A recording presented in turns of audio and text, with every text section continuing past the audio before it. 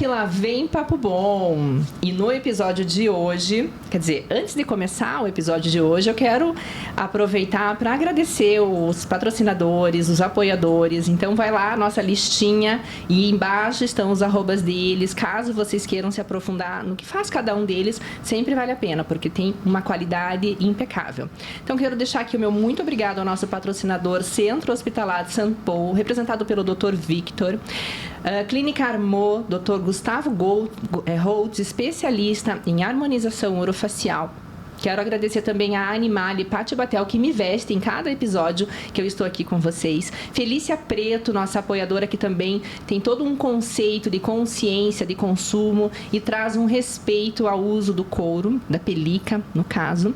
A Fran, do Salão To You, que cuida também do meu cabelo, para eu estar com o cabelo aqui alinhado. E o André Bartolini, claro, para dar aquela assinatura na beleza e não deixar que eu venha para cá daquele jeito, né? Porque, afinal de contas, eu quero estar aqui bem para vocês. Nesse episódio de hoje, nós vamos falar um pouquinho de uma coisa que eu sou apaixonada, mas com uma pessoa também que tem, assim, um lugar super especial no meu coração. Para começar a apresentar ela, eu quero usar uma frase de Hipócrates que diz assim: é mais importante conhecermos quem tem a doença do que a doença que está naquele indivíduo. E é isso que eu compreendi nesses anos todos aí que eu venho também fazendo uso dessa medicina. E eu quis trazer isso para vocês hoje, para vocês também desfrutarem, terem um pouquinho de conhecimento sobre o que é a medicina indiana, como é que nós podemos aplicar o Ayurveda na nossa vida e quão simples e possível é nós trazermos a cozinha para nossos cuidados, para os nossos cuidados diários e para a melhora da nossa saúde física, mental e espiritual. Então, hoje aqui comigo, mais do que especial, Juliana Coimbra, para contar um pouquinho sobre a trajetória, sobre o que é o Ayurveda, sobre como foi a entrada dela nesse universo e como ela usa isso hoje na prática como terapeuta e como especialista. Muito obrigada, Ju, por estar aqui com a gente. É muito especial a tua vinda, você sabe, e acho que é uma oportunidade da gente poder disseminar um pouco mais, né, do dos poderes todos aí que o Ayurveda traz, das possibilidades. E eu acho que também da liberdade, né, porque você não ficar refém de receitas e fórmulas e químicos e tudo mais, né? Mas para começar o nosso papo bom hoje, vou fazer a velha pergunta que eu faço aqui sempre, que é: o que te trouxe aqui? Então, Ká, eu te agradeço muito pelo convite, por eu estar aqui hoje. Estou muito feliz de estar participando do seu podcast, né? Desse projeto tão bonito que você está fazendo. Que bom, sempre bem-vinda em tudo na minha vida. Obrigada, você também. Eu fiquei refletindo sobre essa pergunta, né? Que é tão ampla, tão profunda, assim, sobre essa caminhada, né? Porque não é uma caminhada só dessa vida. Eu, como espiritualista e acreditando em reencarnações, acredito que é uma caminhada de uma alma, né, que já viveu muitas experiências além dessa vida. E nessa vida eu sinto que eu trago a minha ancestralidade, né? Então, os seres que vieram antes de mim também me proporcionaram estar nesse momento de vida. E eu, como indivíduo, nessa vida, sinto que eu tenho muita potência, assim, de superar os obstáculos, né? De passar pelas coisas. Então, foi essa minha força interna que foi me trazendo onde eu estou agora, juntamente com todos que me apoiaram até hoje, né? A minha família base, os meus amigos, professores. Então, tudo isso me trouxe até aqui. E você diria que você está em que momento da tua vida? Você acabou de entrar aí no 40, né? Sim. Que eu acho que é uma idade super importante para nós mulheres, né? A gente fala muito dos 15 anos ali, mas para mim os 15, os 30 foram idades que, ok, passou. Mas os 40 eu senti um impacto emocional, um impacto espiritual também e um impacto físico, óbvio, né? Que naturalmente. E você que acabou de entrar aí, como é que você consegue perceber esse momento? Eu sinto que é uma fase de amadurecimento e florescimento. Porque talvez até hoje eu fui aprendendo as coisas, né? Trazendo para a minha vida, trazendo para a minha experiência. E quando chega nessa idade parece que aprofunda nos tecidos, né? Então esse conhecimento que foi recebido durante esses anos todos tão mais profundos em mim, e eu consigo colocar isso mais na minha vida.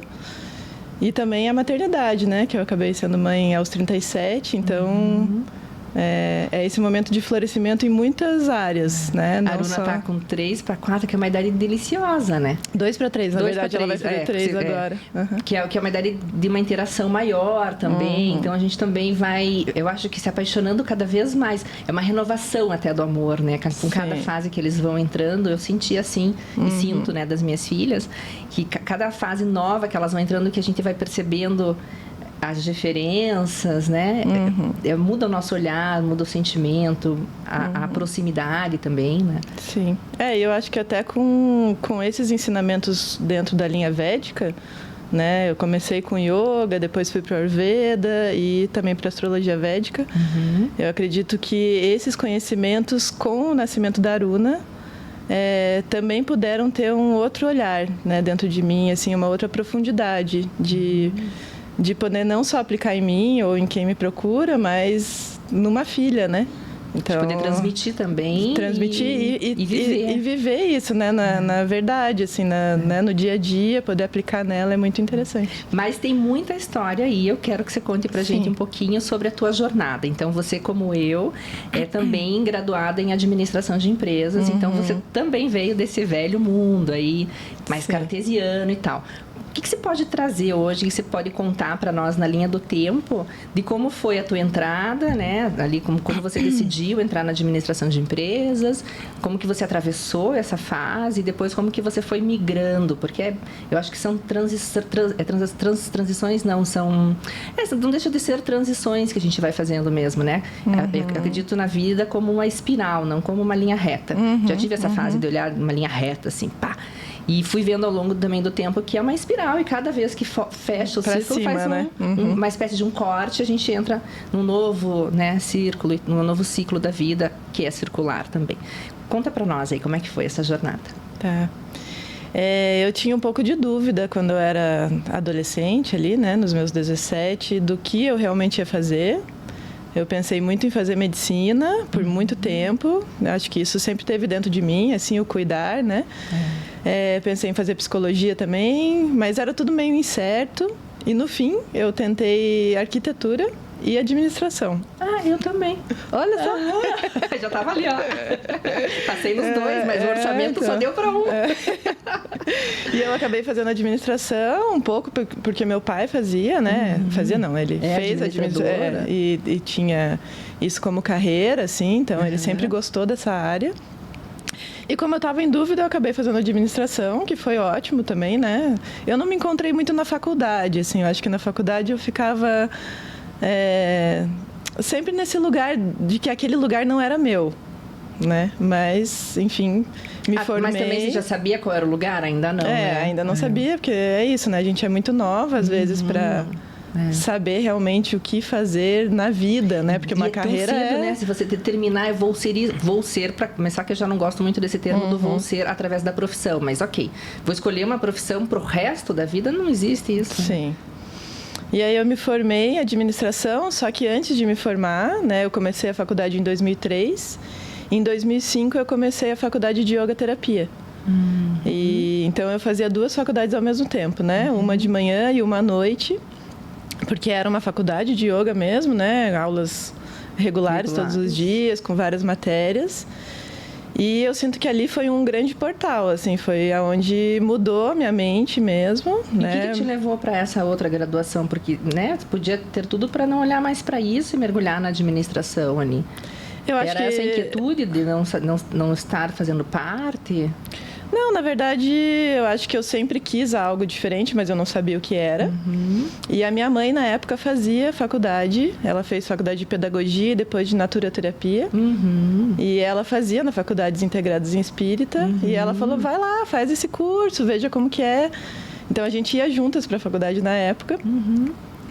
E eu não completei essa faculdade, eram 2 anos e meio. Eu fiz 2 anos, mas esse meio ano, era para dar aula.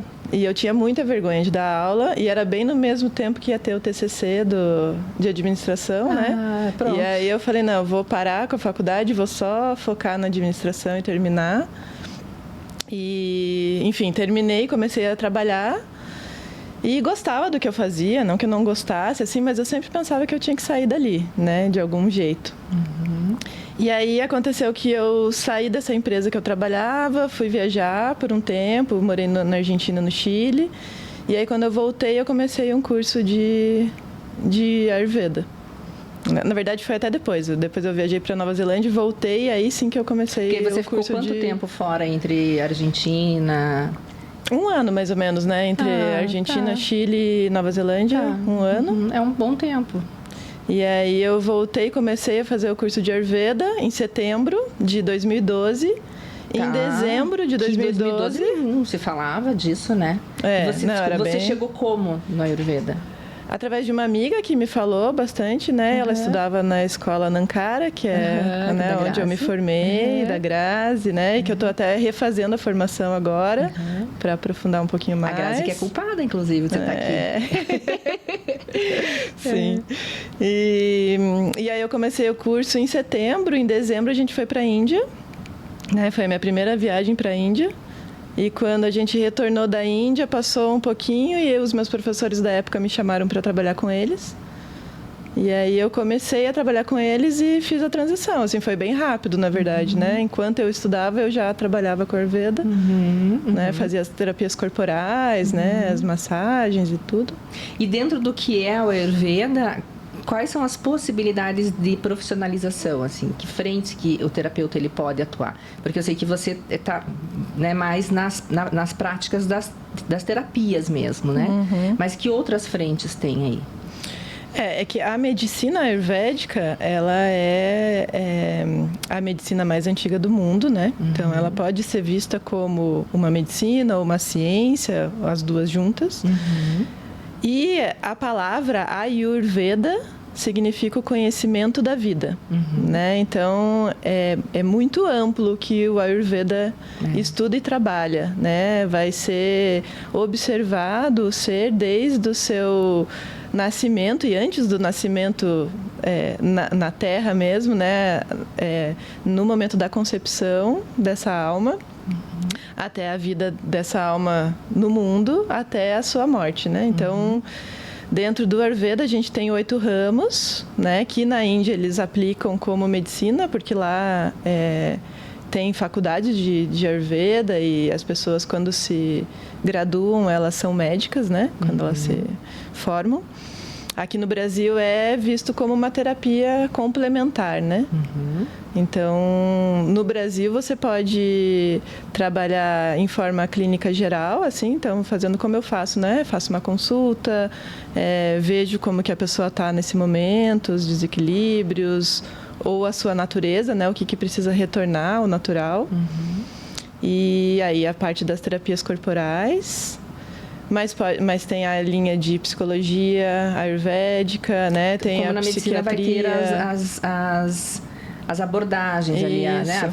Sei lá, clínico geral, o cardiologista, o ginecologista, a nutrição, né? Então, porque eu também, pergunto isso porque quando eu conheci o Ayurveda, eu conheci pela Grazi, e a Grazi me parecia mais a médica especialista e ela direcionava o tratamento, né? Então, vai lá pra Ju, que a Ju vai botar a mão na massa, e botava mesmo, e bota até agora.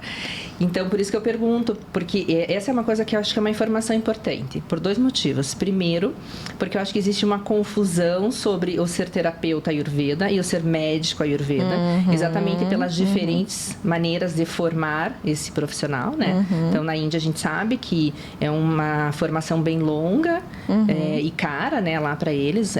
Então, e no Brasil essa formação, não sei qual é a diferença de qualidade, não tenho nem como falar sobre isso. Mas eu sei que existe uma diferença de tempo, né? No Brasil ela é 2 anos, eu acho, né? E depois faz uma extensão na Índia e volta, né? E alguns profissionais que fazem no Brasil, muitas vezes eu vejo se intitularem médicos ayurvédicos. E a gente sabe que existe essa diferença. Então, queria que você trouxesse isso para nós, essas diferentes nuances da formação. E também... agora até me fugiu a pergunta que eu ia fazer, mas assim, Vamos falar disso Posso primeiro. Te responder essa primeiro. E daí, uma coisa que era importante, que o segundo momento, porque que eu gostaria que você falasse sobre isso, é porque, por exemplo, o Conselho Regional de Psicologia entende e aceita que o psicólogo também seja um terapeuta ayurvédico, exatamente porque é uma ciência. Então, isso é muito importante também de frisar, porque existem algumas abordagens, como, por exemplo, a microfisioterapia, que é uma abordagem também que tem sua funcionalidade e tudo mais, mas que ela não tem ainda essa comprovação, ela não está nesse lugar de reconhecimento científico. Né? Então, ela é uma abordagem que, por exemplo, ela não é aceita dentro do conselho. Como a gente tem aqui um público que está dentro da psicologia, acho que vale a pena a gente falar um pouco mais do Ayurveda nesse aspecto de que é uma ferramenta também, para quem é psicólogo, a ser utilizada em consultório, que é legal, né? Falando no Código de Ética, nas permissões, mas, sobretudo, que é extremamente funcional. Né? Então, vou voltar. Explica para nós um pouquinho as formações, as diferenças das formações, o que é permitido no Brasil enquanto profissional ayurvédico, e depois eu vou fazer outras perguntas. Tá bom. Bom, lá na Índia, como na verdade é a medicina principal da Índia, né? Antes das invasões pelos ocidentais na Índia, era a medicina que era praticada, né? Então lá realmente tem hospitais que só tratam pelo Ayurveda. Hoje em dia tem os dois tipos de medicina lá, né? Então tem pessoas que se formam na medicina alopática e tem pessoas que se formam na medicina Ayurveda e atuam como médicos e fazem os tratamentos, internamentos, tudo como é a medicina aqui normal ocidental. No Brasil não é legalizada essa medicina, né? Então aqui mesmo quem se forme na Índia, mesmo quem vá lá, faça a graduação completa, que é como uma medicina mesmo, que são 6 anos, mesmo essas pessoas vindo para o Brasil vão ser intituladas como terapeutas, né? Então no Brasil é terapeuta, não existe nenhuma médico. revalidação, nada para isso.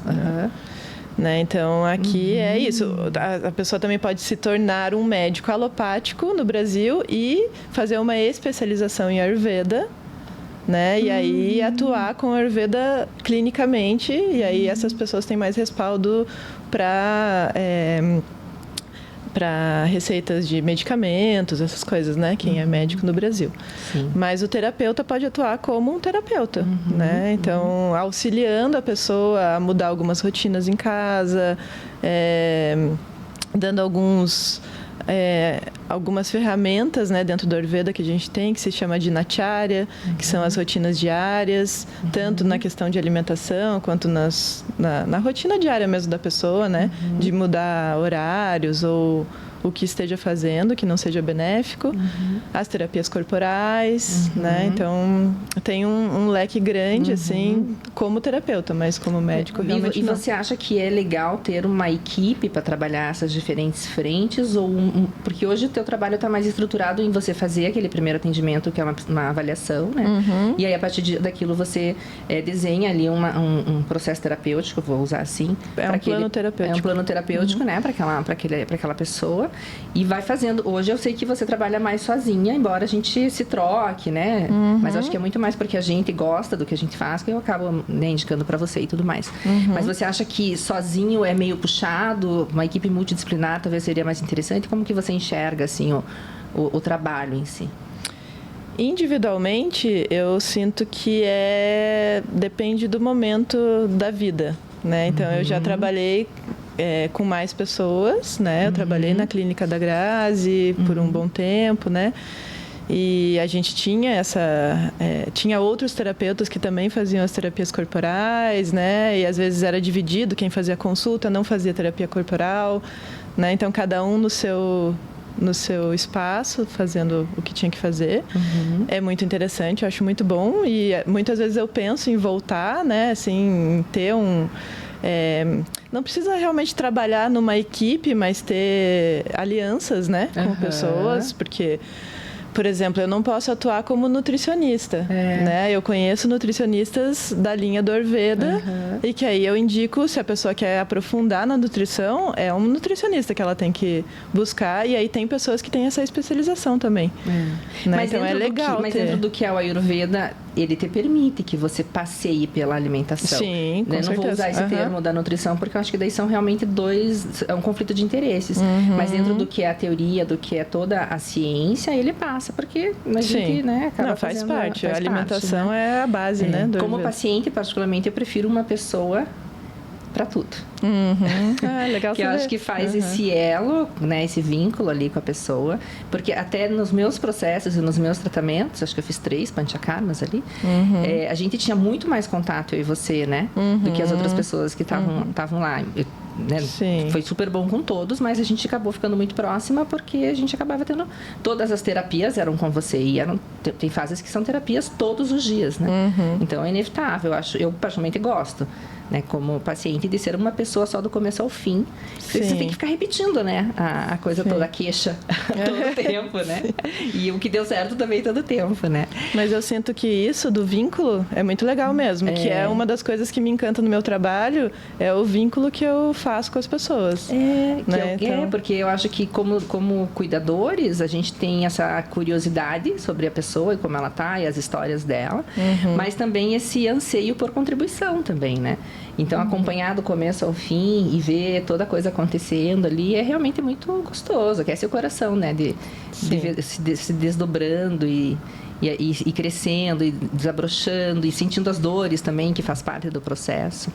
E aí, como é que você foi deixando muitas coisas do dia a dia que a gente muitas vezes acha que é certo, e que também está na mão, porque está prático, né?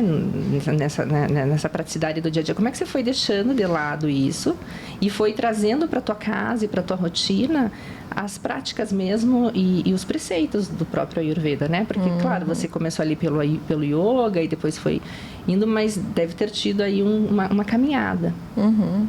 Acho que foi um processo gradual, né? Então, eu tô dentro dessa linha do Ayurveda há 13 anos, mas o yoga me permeia muito mais anos do que isso, né? Porque eu comecei a praticar mesmo ali pelos 15, né? E aí, quando eu tinha lá meus 20, 21, eu fiz a faculdade, né? E eu só fui estudar Ayurveda lá pelos 26, assim. Então, muita coisa no começo era bem diferente do que eu vivia, né? E até não compreendido, assim. Tipo, nossa, que coisa estranha, né? Que coisa fora do mundo, assim. O que o Ayurveda trazia. Você se lembra de algum que você possa dividir aqui com a gente? Alguma situação, assim, algum conhecimento que você teve um pouquinho mais de dificuldade? Eu lembro muito da primeira vez que eu fui para a Índia, porque eu tinha acabado de começar o curso, né? Então, a gente começou o curso em setembro e teve essa oportunidade de fazer uma especialização na Índia. Então, era um curso de especialização em Panchakarma. Eita, na Índia? Na Índia. Quanto tempo foi? O curso mesmo, todos os dias, né? 20 dias dentro do hospital. Tá. E depois mais 10 dias viajando pela Índia. Porque na Índia faz uma imersão, né? No Brasil é um pouco mais delicado. A gente dormia no hospital, acordava no hospital, tinha aula lá no hospital, né? Tinha aulas práticas. E a primeira barreira foi o sânscrito, né? Então, assim, nossa, coisas que são muito básicas dentro do Ayurveda, por exemplo, Snehana, que é a olhação, Suedana, suor, eu ficava, meu Deus, o que é isso mesmo? Como é que era? Eu não sei nada, e eu tô nisso faz tempo. Tem pouquíssimas palavras. Então, esse foi o primeiro baque, assim, na Índia mesmo, esse lugar e a alimentação, né? Acho que a alimentação, quando eu cheguei lá, eu sofri bastante, porque não tinha o cafezinho da manhã, não tinha um pãozinho, era chai com, às vezes, uma doça, um chapati. Ainda bem que é coisa boa, né? Ainda bem que é coisa boa, mas o cafezinho passado faz falta. Hoje eu gosto muito, né? Desse tipo de alimentação, mas lá no começo... E lá é diferente daqui, né? Porque você fazer um chapati aqui é um chapati, e possivelmente lá deve ser completamente diferente. E muito por conta das especiarias também, acaba tendo um sabor talvez até um pouco mais forte. Também você tem bastante dificuldade pimenta, nisso, porque assim. a cozinha brasileira ela é feita de alho, cebola, sal e óleo. Né? E quando a gente vai falar de trazer um pouco do Ayurveda para a cozinha, a gente vai falar de muita massala, ghee, né? Talvez um óleo de coco, que eu acho que é uma coisa muito mais atual dentro da teoria. Você sentiu essa diferença de paladar? Sim, com certeza, nossa. E o corpo sentiu também? Foi bem interessante, porque essa primeira vez que eu fui para a Índia, eu tinha uma dermatite, né? Eu tive essa dermatite desde a infância, Quando eu entrei no colégio, com 1 ano e 8 meses... É o nosso Vata que habita em nós. Vata e Pitta ali. Vata e Pitta ainda vai ajudar.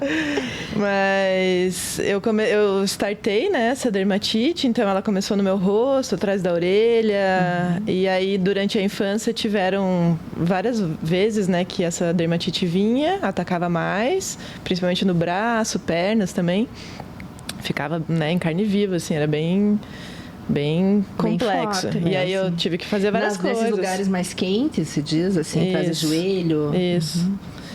E aí eu tomei corticoide, né? Fui para alopatia, mas também fui para homeopatia. Minha mãe também, né, seguia as duas coisas, então ela tentou por uma forma natural, mas às vezes não dava conta, fui para corticoide, enfim.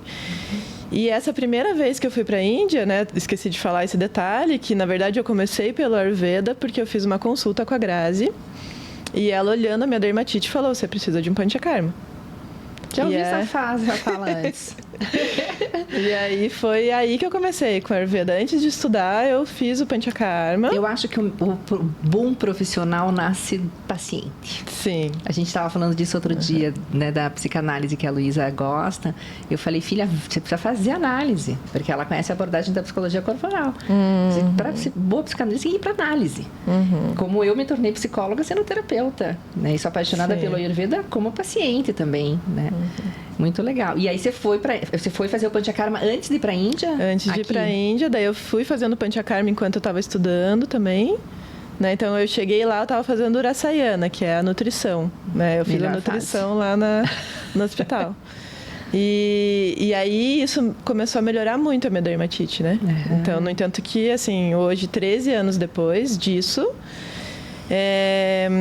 eu tive um momento, ali um pouquinho antes da gestação, que a dermatite veio de novo.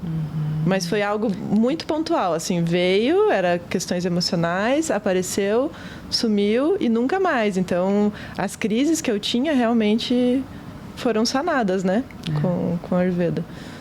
E dentro do que é isso, explica para nós um pouquinho os doshas, que a gente já foi falando de nomes aqui. Eu acho que sempre vale a pena repetir, porque né, a gente não sabe quanto conhecimento quem está ouvindo sabe. Mas vamos partir do princípio de como funciona na prática uma consulta ayurvédica. Então, a pessoa marca um horário com você, ela vai lá, como que vai ser isso, e daí traz um pouquinho só do que é cada dosha, como que você compreende, e aí como que se faz esse projeto, esse plano terapêutico. Tá. Bom, a consulta ela vai durar umas 2 horas, né? E nessa consulta a gente vai conversar sobre a vida toda da pessoa. Né? Então, eu vou buscar saber tanto da parte da infância, como ela chegou até a idade que ela está, qual é o contexto familiar em que ela vive ou viveu também, como que são as suas emoções, como que é o seu corpo físico, o que sente de desequilíbrio, né? O que a pessoa está trazendo de desconforto físico e mental ou emocional.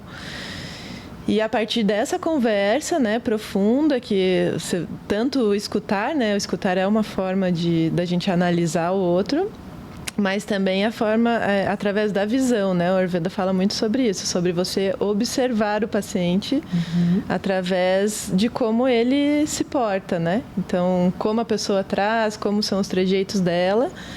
E também analisa algumas coisas do corpo, né? Como as unhas, a língua. Então, através as eliminações do corpo, né? Através dessas análises. Pele, cabelo, né? Tudo.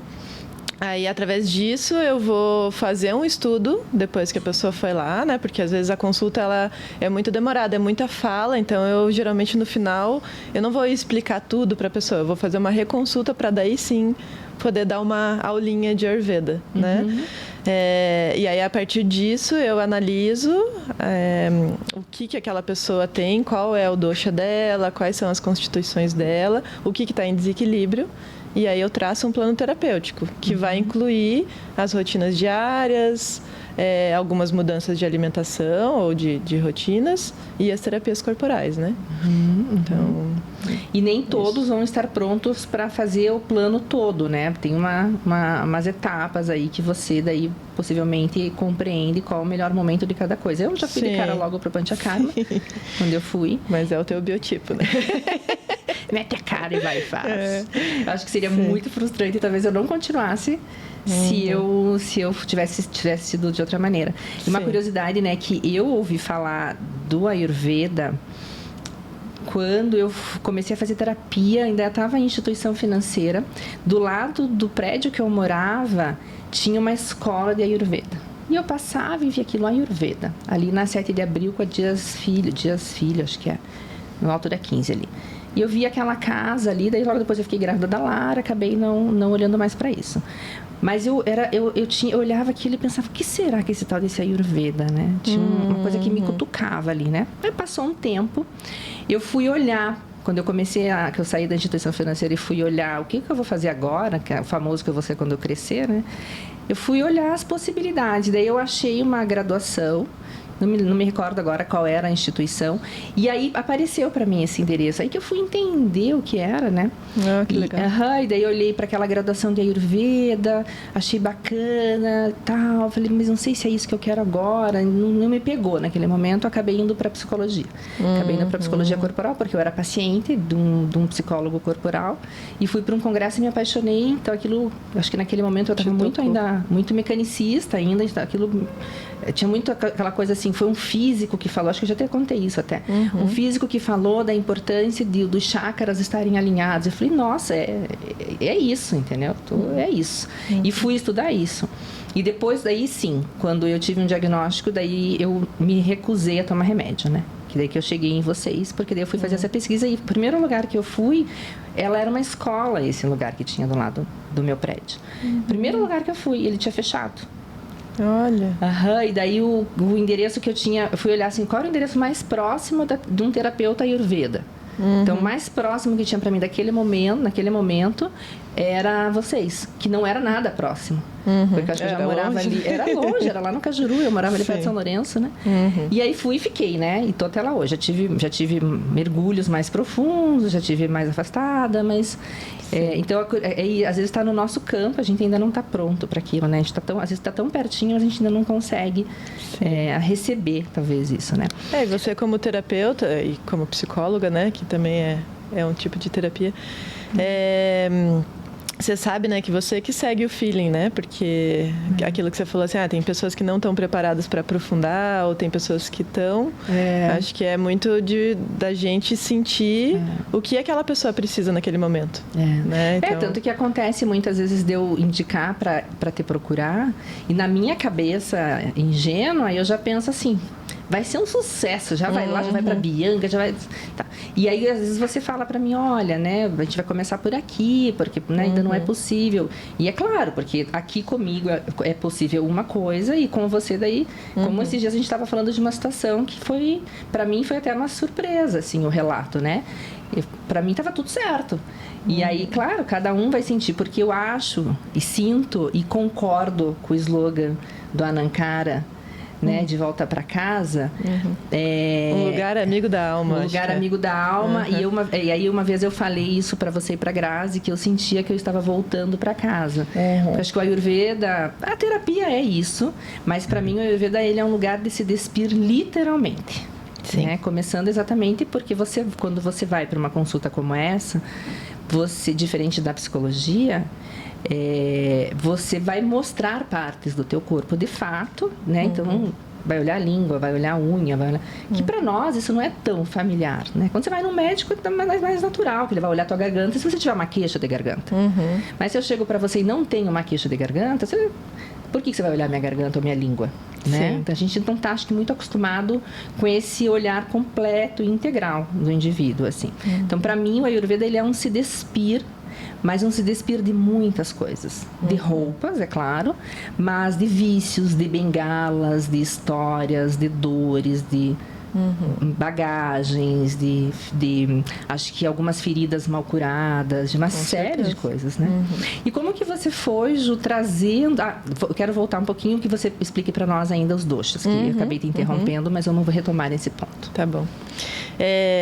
O Ayurveda é uma ciência de autoconhecimento, né? Primeiramente. Então, isso tudo que você trouxe é isso, assim, quando você começa a estudar, só o fato de estudar Ayurveda, né, mesmo que você não aplique as terapias, já é algo que te revela muito sobre si mesmo, né? E aí, realmente, começar as terapias no corpo e limpar esse corpo é muito profundo, né? O Ayurveda, ele tem como base os 5 elementos, né? Então, os 5 elementos são a base de todo o estudo dentro do Ayurveda. Os 5 elementos são o éter, né? Que é o espaço, o ar, o fogo, a água e a terra. Então, todos esses elementos estão em todas as coisas que a gente conhece dentro do nosso corpo ou fora do nosso corpo. E esses 5 elementos, eles se juntam em 3... biotipos, né, ou formas, que são chamados os doshas. Eles são bioenergias também, né? Então, tem várias formas de olhar para os doshas. Então, o primeiro deles é o vata, que é composto de espaço e ar, né? Então, a gente pode ver que esses 2 elementos, eles são muito sutis, eles não têm uma matéria, né? A gente não consegue... A gente consegue sentir o ar pela respiração e consegue perceber o espaço através da nossa visão, né? Ou do nosso corpo, mas a gente não consegue tocar esses 2 elementos. Então, esses 2 elementos, eles formam o vata, que dentro de qualquer corpo, todo mundo tem essa função, que é a função do movimento, né? Então, o vata, ele é responsável pelos movimentos do nosso corpo. Tanto o movimento da respiração, o movimento da circulação do sangue, né? Do nosso sistema linfático, o movimento das minhas mãos agora, da minha boca falando, os olhos piscando, tudo isso é movimento e tudo é regido pelo vata. Pessoas que tenham mais vata corporalmente vão ser pessoas que também tenham ligação com esses 2 elementos, né? Então, geralmente, pessoas mais longilíneas, que não têm tanta estrutura muscular ou de gordura, né? Pessoas que são mais magras, ou muito altas ou muito baixas. Geralmente, pessoas mais erráteis, assim, né? Que ou são muito artistas, ou são meio estabanados, assim, né? Num geral, porque somos não 8... é simples assim, né? Não é simples assim. E mesmo se nós 2 fôssemos vatas, seríamos muito diferentes. Sim. Né? Então, também a pessoa pode ser classificada no mesmo dosha, mas ser completamente diferente uma da outra. O segundo é dosha, né? Que, na verdade, a palavra dosha significa aquilo que tende ao desequilíbrio. Né? Então, lembrando que a gente tem esses 5 elementos como base, um é muito diferente do outro. Então, se a gente está ali com os 5 elementos em equilíbrio e aí chove, né? Então vem mais água, vai desequilibrar todos esses outros elementos, né? Ou vão alterar, eles podem não desequilibrar, mas vai diminuir um ou vai aumentar outro. No nosso corpo é a mesma coisa. Por isso que a gente sempre tem que estar trabalhando no nosso dia a dia para manter o equilíbrio. Né? O nosso corpo, ele não tende ao equilíbrio, ele tende ao desequilíbrio. Fala-se no Dinacharya, que são as rotinas diárias, que não é por prazer, né, que a gente deveria fazer as rotinas. É por ter mesmo que fazer, né? A gente deveria fazer para evitar o problema. Por comprometimento com nós mesmos, né? Então, se a gente quer uma vida saudável, tem que seguir esse caminho. Então, o segundo dosha é o Pitta. Pitta é a junção de fogo com água, né? Então, esses 2 elementos formam o dosha Pitta. Ele é regido também pela água, porque dentro do nosso corpo o fogo, ele não pode ser só fogo, ele precisa de um condutor, e o condutor dentro do nosso corpo é a água, né? Para as enzimas digestivas e os sucos gástricos e todos os líquidos que fazem essa grande transformação. Então, o Pitta, ele é responsável pela transformação. Né? A transformação do que somos. Então, a transformação de um alimento que chega até o nosso corpo é transformado em tecido, né? Ou a transformação de uma imagem, de uma impressão que a gente teve na nossa vida, que foi transformado em memória, né? Então, o Pitta, no geral, para todo mundo, vai reger a transformação, digestão, metabolismo, né? Tudo que é quente no corpo. Pessoas com um biotipo mais Pitta vão ser pessoas que tendem a ser mais focadas, inteligentes, querem grandes coisas, né? Tem esse lugar, assim, de almejar coisas grandes. Tem um corpo, geralmente, né, com mais músculos, né? Ou que ganha fácil músculo. E entre outros, né? Então, eu só gosto da parte boa do Pitta. E do Vata, da parte boa dos dois. Todos têm essa parte boa e seu lado negativo, né? E o Vata e o Kapha, que é o último, né? Tem pessoas que falam Kapha ou Kapha. Os dois estão certos, depende da região da Índia, né? Então, mas se você for ligar ao sânscrito raiz mesmo, é Kapha que fala, né? O Kapha, ele é a junção de água e terra, né? Então, se você unir esses dois elementos, ele forma uma lama, né? Então, o Kapha, ele é responsável pela proteção e pelo crescimento do corpo. Né? Então, ele protege os nossos órgãos, ele é o muco que se forma quando a gente tem uma inflamação, ele também é a nossa memória, né? Que também é essa proteção do nosso cérebro, né? Da nossa vida, que é a memória. Ele é responsável pelos sentimentos mais de apego, né? De cuidado com o outro. E os Kaphas, em geral, se for um Kapha puro, né, vão ter corpos maiores, né, porque é ligado a esses dois elementos, água e terra. Não há excesso de gordura, mas corpos mais pesados mesmo. A estrutura óssea, estrutura óssea mais pesada, isso. São pessoas geralmente mais amorosas, mais carinhosas e mais apegadas, às vezes com mais dificuldade de se mover, né? O Vata é super movimento, vai, faz, né? O Pitta tem um movimento mais focado e o Kapha às vezes tende a estagnação, né? Assim, e a gente não é mais só lento. Pode ser um só. Tem um predominante, mas já tem um amiguinho ali. Na verdade, a gente tem duas energias, né? Então, tem a Prakriti, que é a nossa natureza, e tem a Vikriti, que é ligada ao desequilíbrio. Então, a Prakriti, ela surge quando a gente é concebido. Né? Tem alguns textos que falam que é na concepção que essa Prakriti está. Tem alguns que falam que é 25% do pai, 25% da mãe, 25% da gestação. Quase o azinho-azão do Ayurveda. E 25% daquela alma que chegou. Mas, de qualquer forma, é isso. É a natureza que se criou durante ali, né, a concepção e gestação. Então, a gente nasce com uma predominância de uma natureza. Essa natureza, ela pode ser Vata pura, ela pode ser Pitta pura, ela pode ser Kapha pura, ela pode ser Vata Pitta, Pitta Kapha, Kapha Vata, né? Então pode ser bidosha, ou ela pode ser tridosha, Vata Pitta Kapha em iguais quantidades no corpo. E depois, quando a gente vai vivendo, a gente vai se desequilibrando, né? Então, desequilíbrio social mesmo, por a gente ter que se adequar à sociedade, desequilíbrio da comida, né? Às vezes você nasce numa família que faz você comer quando você não tem fome, ou faz você ficar sentado quando você quer brincar, ou né? Então, muitos essa têm adequação social, né? Que muitas vezes pode agravar. Isso, ou desequilibrar em outra coisa. Você pode nascer um Vata e ter um desequilíbrio na fase adulta de Kapha, por exemplo. Né? Não necessariamente vai ser no mesmo dosha da sua natureza.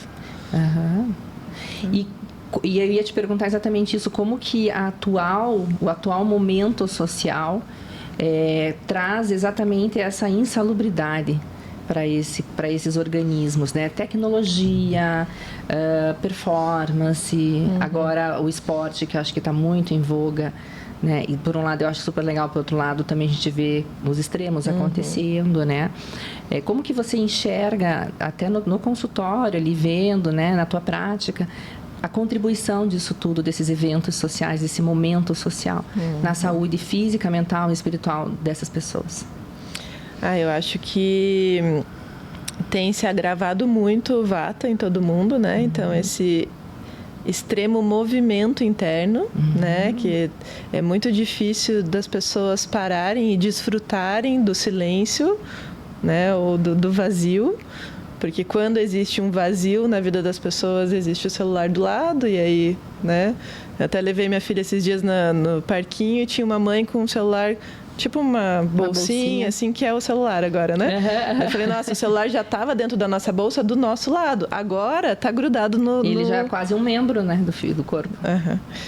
Então, acho que tem esse agravamento desse movimento, né, intenso, e esse lugar de que tudo é bom para todo mundo, né? Então, essa questão agora de suplementação, né, ou de muitas cápsulas ou muitos pós, né, que nem a gente estava falando antes, assim, toma creatina, toma não sei o que, toma não sei o que. Químicos, eu acho que de maneira geral, por mais que eles estejam dentro do quadrado do fitoterápico, do natural, ainda assim ele passa por um processo químico.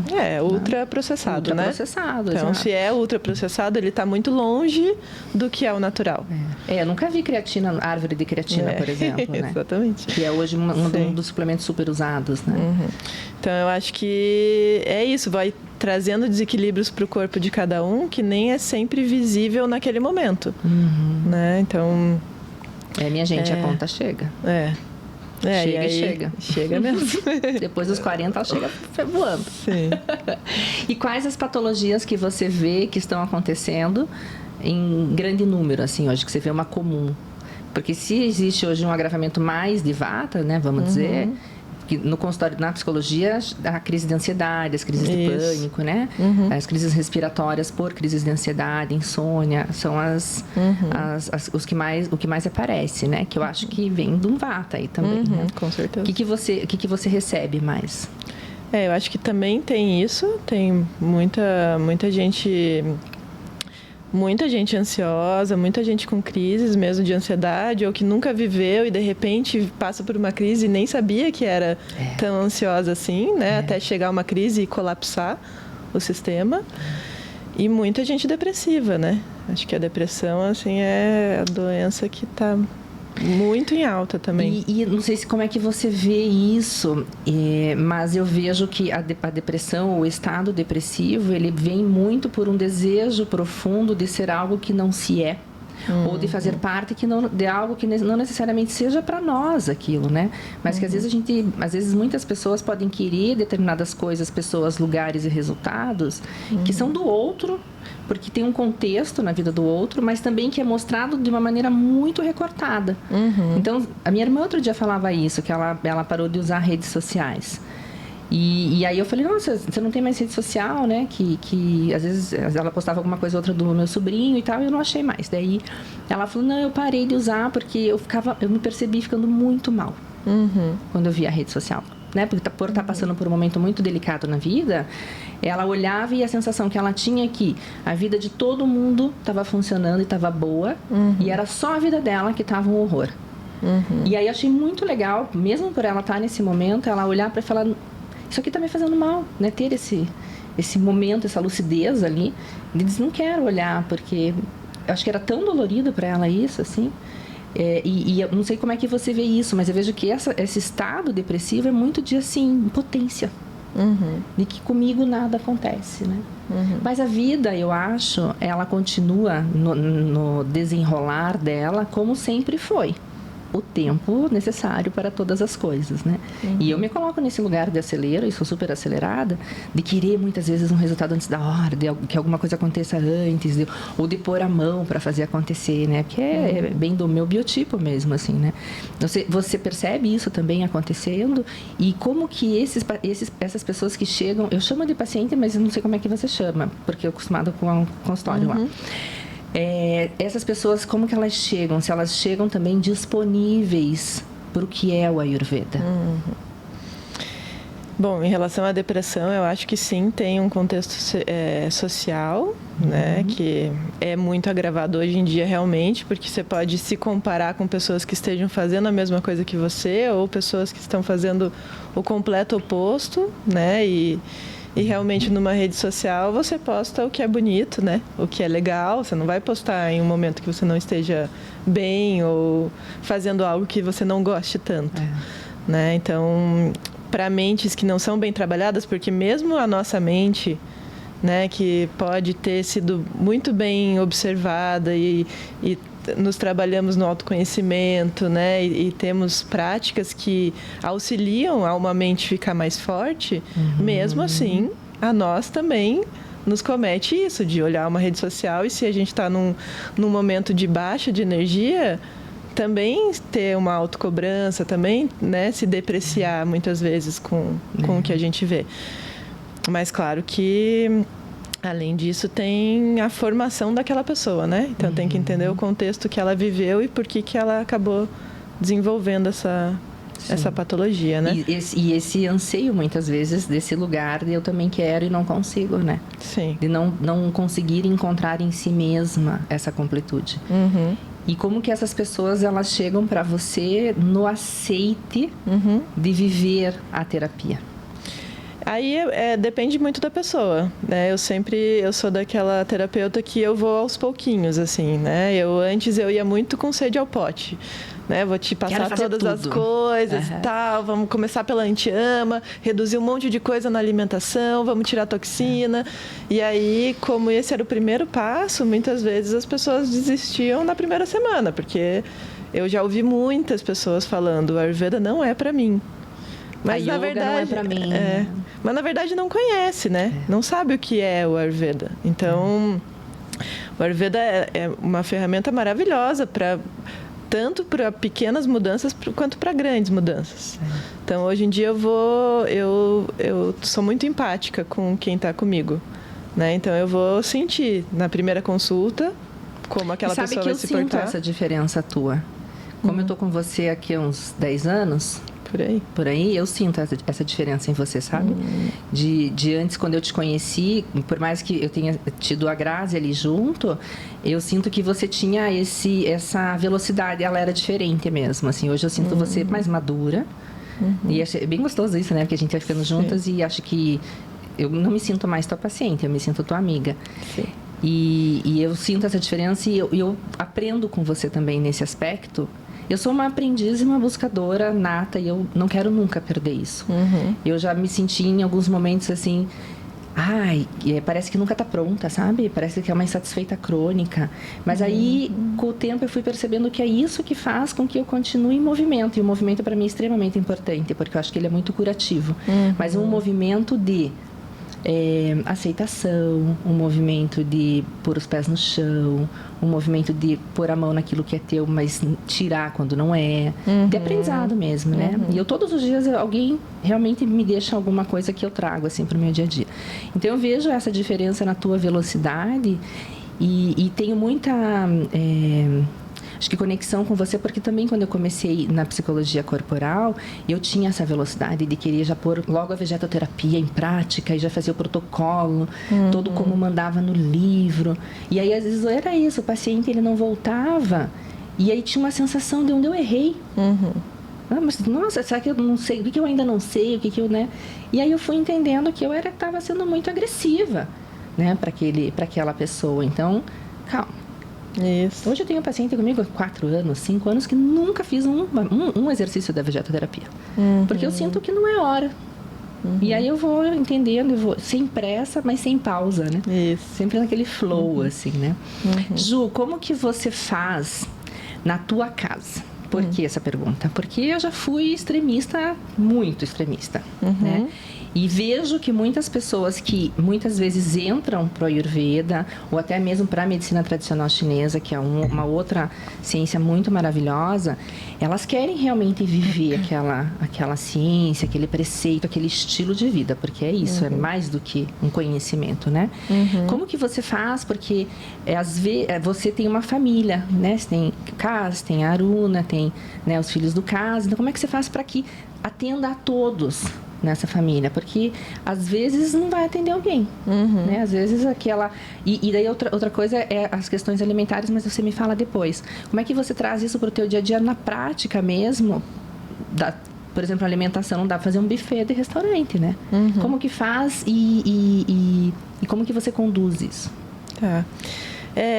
Bom, na prática, o Ayurveda é muito simples, né? É sempre retornar ao simples. Ao básico, né? Ao básico. Bem feito.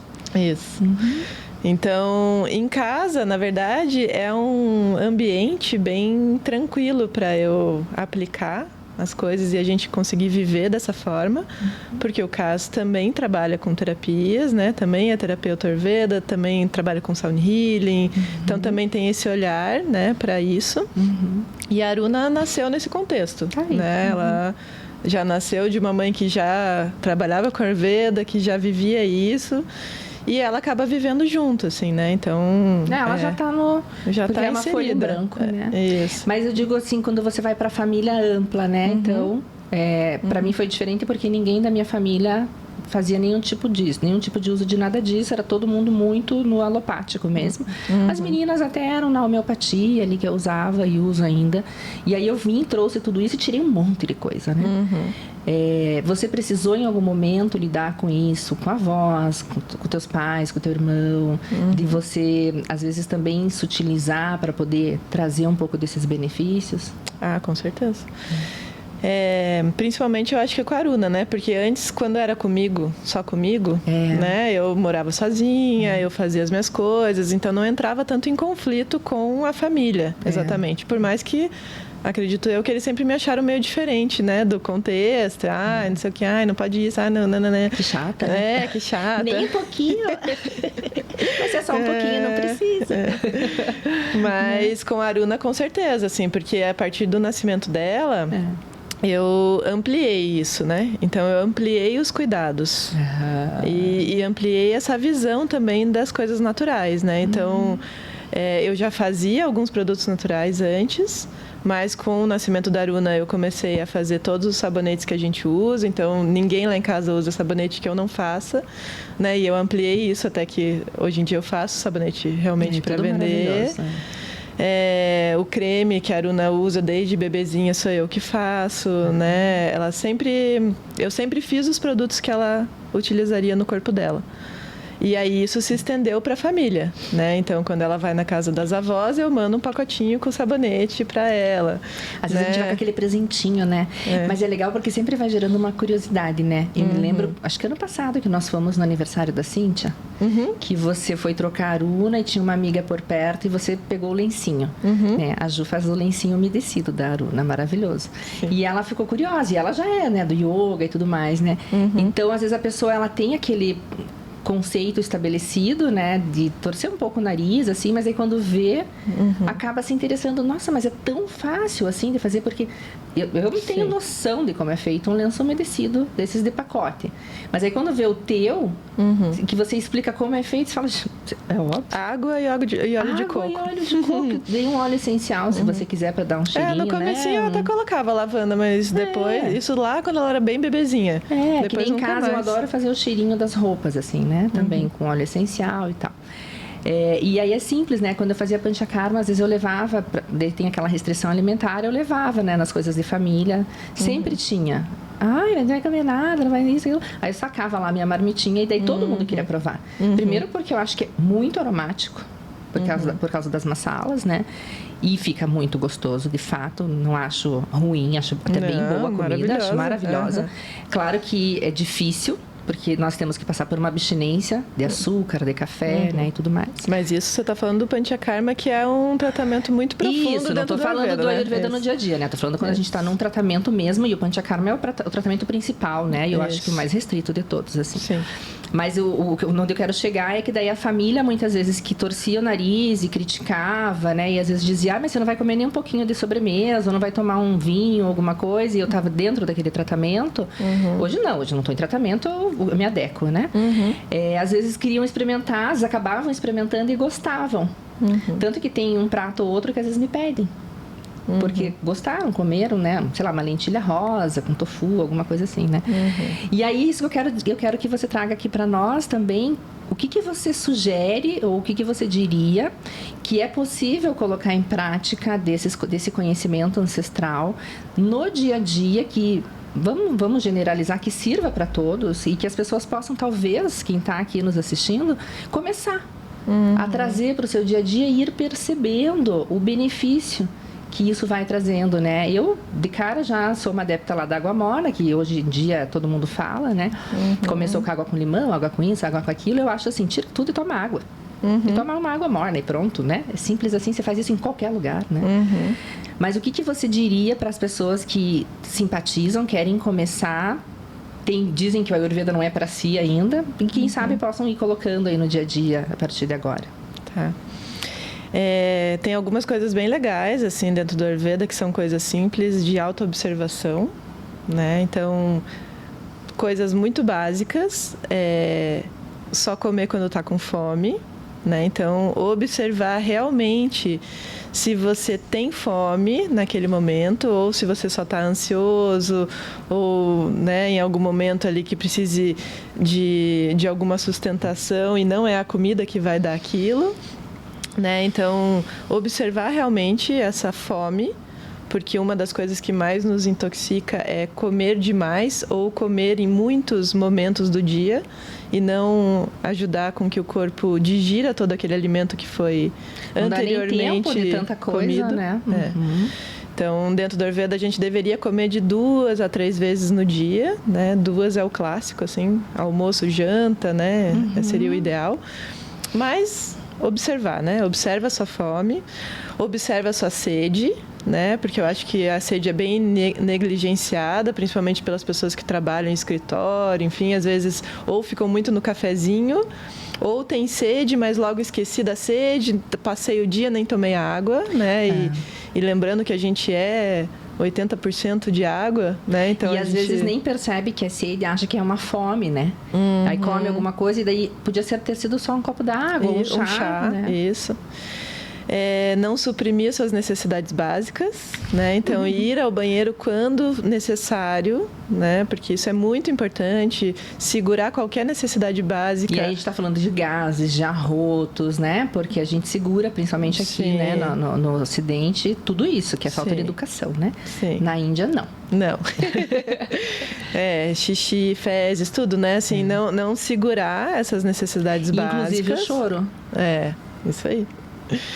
E até porque quem está, né, num escritório, por exemplo, às vezes está numa reunião, não pode ir ao banheiro, mas pode, né? Às vezes você pode falar, com licença, só preciso ir no banheiro, é uma coisa básica.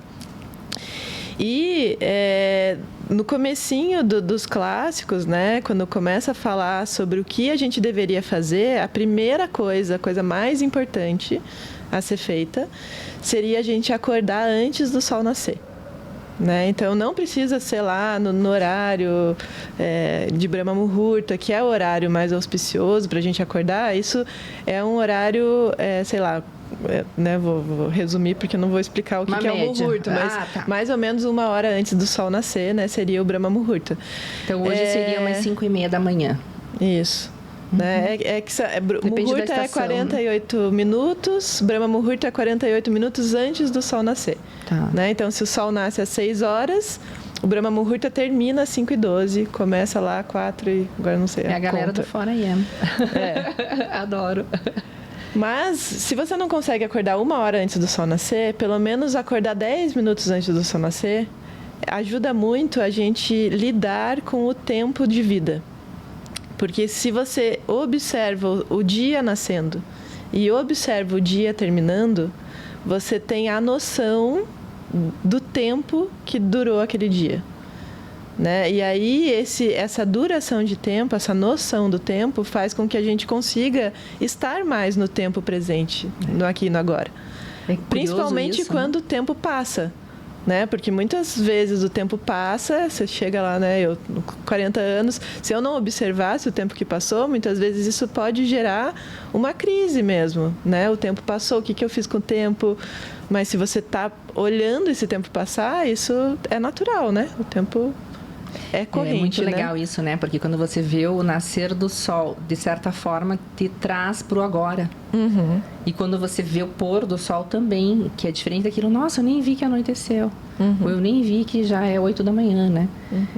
Eu gosto de fazer esporte, gosto de fazer cedo. E um dos porquês de eu gostar de fazer cedo é exatamente porque eu adoro ver o nascer do sol.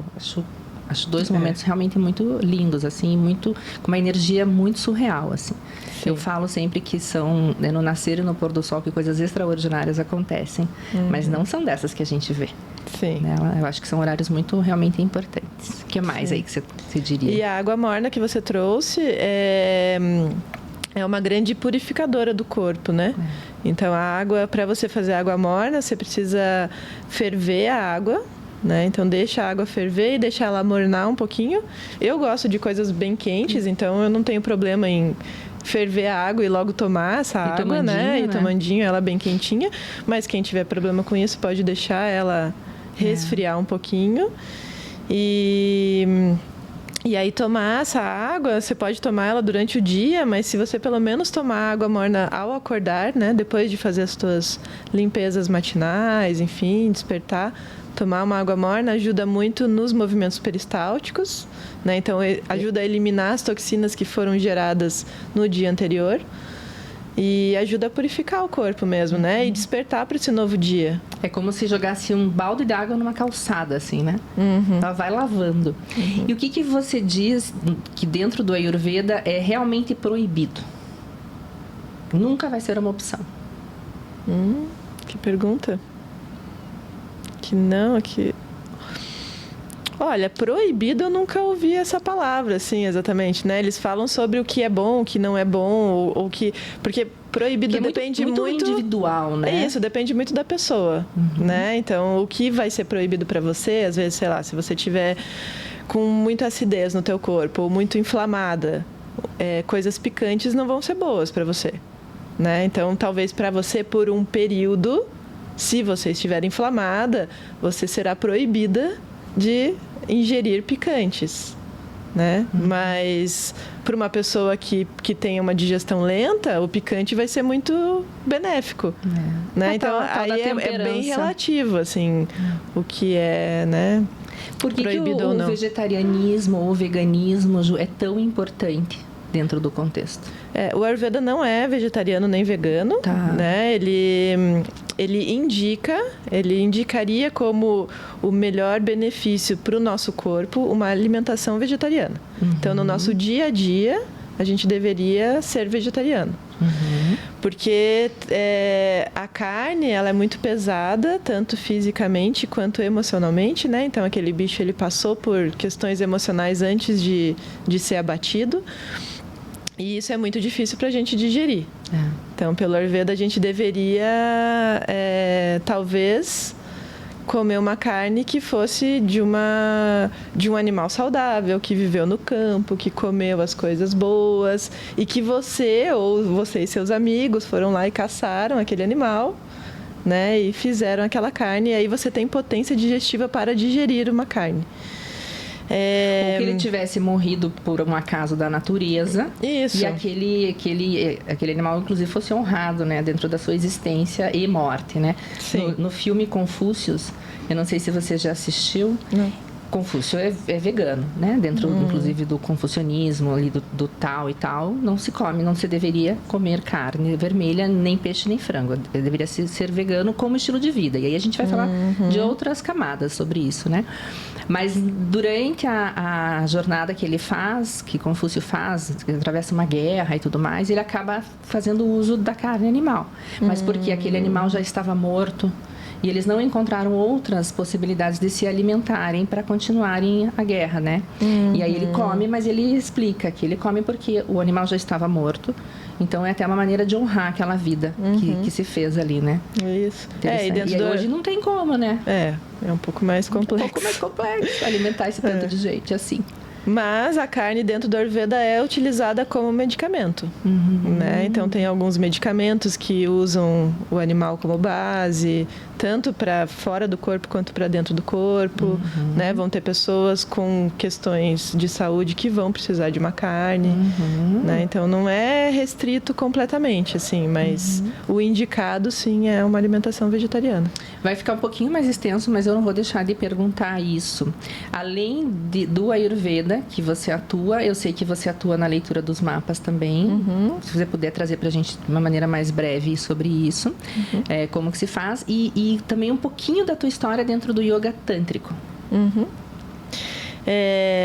Bom, a astrologia védica foi algo que me tocou muito, assim, né? Já me tocava há alguns anos atrás. Acho que desde que eu comecei com a Ayurveda, a astrologia védica, que é diferente da tropical, né?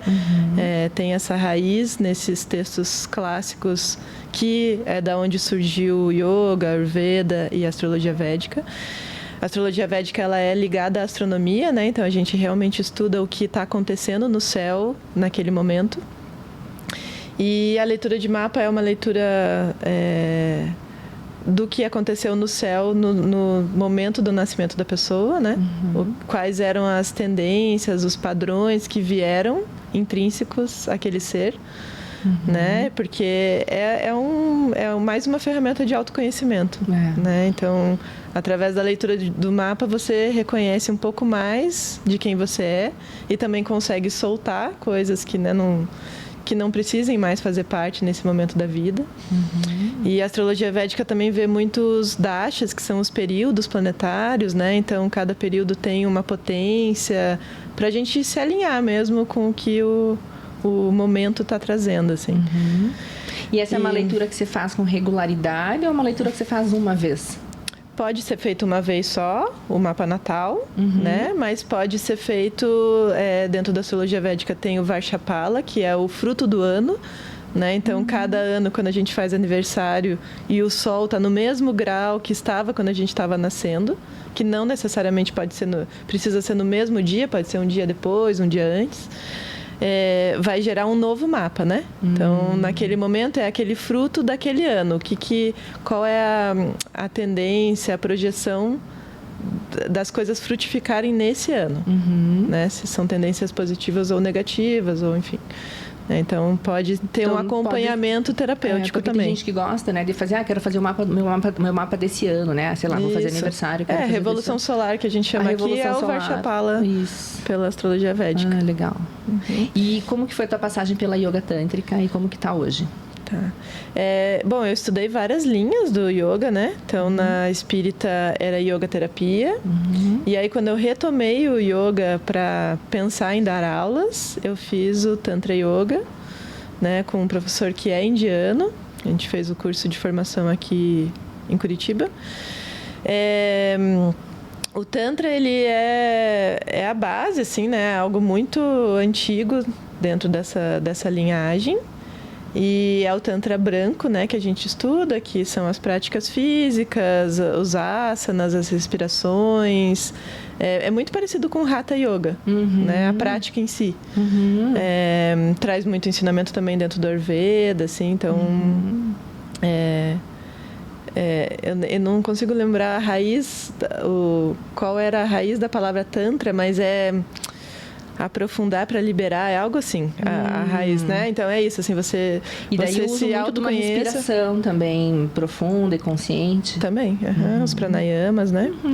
E dentro dessa prática do yoga, eu não me lembro dentro do Hatha ter tantos exercícios de pranayama. Dentro do Tantra daí tinha mais ou não? Uma entrada e saída e durante... Isso. Tá. Porque como eu sou apaixonada lá pela Ashtanga, eu sei mais de Ashtanga. Sim. Né? Que o Ashtanga, ele trabalha muito o Jai, né? Durante a prática toda. É aquela respiração, né? É que daí o Hatha e o Tantra, eles são formas de praticar muito relacionado ao... que todos são, né? Mas é muito relacionado ao condutor, né? Ao professor. Porque uma prática de Hatha ou de Tantra é um professor que vai estar conduzindo. Né? Então, se a pessoa aprimorou mais as técnicas de respiração, talvez essa pessoa passe mais. Muito pelo que o professor tem ali também. Isso, de vivência. Né? Tá. Que é diferente do Ashtanga, que é uma técnica... fixa, né? É uma sequência fixa. Isso. E a gente vai aprofundando conforme o corpo vai permitindo, né? Eu particularmente gosto. Mas já fiz Hatha, só não fiz a Yoga Tantra. Mas se é similar ao Hatha, mais ou menos tenho uma ideia, assim, do que é. E hoje você já não dá mais aula de yoga? Eu parei de dar aula em 2021. Porque daí depois do Tantra Yoga eu fiz também uma formação na Índia, em Vinyasa. Que foi aquele tempo que você ficou mais meses lá, né? Fiquei 2 meses dessa vez, que daí eu fiz foi a última, né, em 2019. Então eu fiz essa formação em Vinyasa e também a gente fez algumas aulas com um terapeuta de terapias corporais do Ayurveda. E depois disso, né, eu tive turmas, enfim. Mas em 2021 eu quis ficar um pouco fora da cidade, então eu aluguei uma casinha num sítio. Ficava um pouco lá, um pouco aqui. E aí o yoga não cabia para aquele momento de vida. E aí eu acabei aprofundando mais no Ayurveda e comecei a astrologia védica e isso tomou tempo, assim. E acho que a coisa mais linda do momento são as pessoas estarem mais receptivas a isso tudo, né? Sim. Porque, sei lá, 10 anos, 15 anos atrás, até você explicar já era um trabalho, né? Aí depois conduzir era outro, né? Porque as pessoas tinham esse estranhamento que eu acho que era muito maior do que é hoje. Acho que hoje as pessoas talvez não saibam, mas estão mais disponíveis, assim. Eu pelo menos eu sinto assim, e a nossa agenda tem mostrado que também, né? E o nosso trabalho talvez agora seja dentro dessas linhas, né? Trazer o que é o conhecimento verdadeiro. Isso, né? Acho que porque sim. aí quando vem muita informação também acaba ficando às vezes muito superficial ou não bem entendido o que é, né? E a gente vai caminhando para o final desse episódio, que eu poderia ficar aqui mais, sei lá, a tarde toda conversando, e tem muitas coisas que eu gostaria de perguntar para você, mas eu acho que é bem isso que você diz, o podcast, ele é esse lugar de compartilhar conhecimento, possibilidades, e histórias que inspiram, sobretudo, né? Então, como que nós vamos fazendo esses caminhos e dentro do que cada uma de nós pode e tudo mais, né? Eu me lembro de uma fala tua em uma das sessões que a gente teve de você, lá atrás até, de você falar, é aquela coisa de quem é místico, né? No fim, tudo dá certo e tudo culmina para funcionar. Acontece algo que você nem imaginava e fecha. Eu nunca esqueci dessa fala, não foi exatamente assim que você falou, né, do teu jeitinho, mas foi assim que eu consegui receber. O que eu recebi é exatamente isso, né? Assim como a Ayurveda, ele não proíbe nada e ele sugere muitas coisas, talvez a nossa postura diante da vida seja também ser menos rígido com as coisas e estarmos mais dispostos a viver os processos e ciclos e o abandonar também muitas coisas e também se deixar abandonar muitas vezes nas nossas próprias exigências, né? Não se deixar ficar tão rígido assim conosco mesmos, né? E voltar ao natural, né? Fazer voltar à esse simplicidade. basicão, né? Eu gosto muito disso do fazer da base. Eu acho tão lindo isso que você faz. Eu estou muito distante, mas fazer o sabonete, fazer o shampoo, fazer o lencinho umedecido, fazer o sumo do vegetal, né? Fazer o pão caseiro. A casa tem um cheiro que é colo nessa hora, né? Assim, então, talvez essa seja a maior coisa que possa ficar da nossa conversa, é voltar pro bem, para aquilo que a gente acha que é bobo, que a gente foi deixando de lado e que é o que mais alimenta, né? Que é o que mais alimenta, porque ele alimenta o todo, né? Eu gosto muito dessa coisa do sentar à mesa, do estar na família, de cozinhar junto, e hoje tenho estado num momento que me permite mais isso. Eu tenho gostado e me emocionado muito com essa volta para casa mais uma vez, né? Acho que são passinhos que nós vamos dando. Sim. Dentro desse podcast também, se vocês ainda não perceberam, eu vou contar. Eu realmente priorizo essas pessoas que eu conheço, que são os meus amigos, e que são pessoas que eu sei que são extremamente interessantes e que podem trazer conteúdo que realmente possa deixar algo aí para você que está do outro lado. Então, por isso, esse podcast é para você. Curta, compartilhe, ative a tua notificação, que às terças-feiras nós temos sempre episódio novo no ar, e sempre nessa pegada desse papo bom, e que a gente possa também deixar para você alguma coisinha, que isso já vai ter valido a pena com certeza. Claro que sua crítica e sua sugestão é bem-vinda, porque afinal de contas é para você. E para a gente encerrar, eu já quero agradecer a Ju, com muito afeto sempre, gratidão, você sabe, e fazer a nossa última pergunta, que é o que é um papo bom para você. Tá aqui agora com você. Aqui e agora. Aqui e agora. Não é pôr do sol, não é nascer do sol. É o aqui e agora, aqui sempre. E agora, sempre. Que bom, que bom. Seja sempre bem-vinda, viu? Obrigada, Muito cara. obrigada para você que está aí do outro lado ouvindo, pelo Spotify, pelo YouTube. E até o próximo episódio.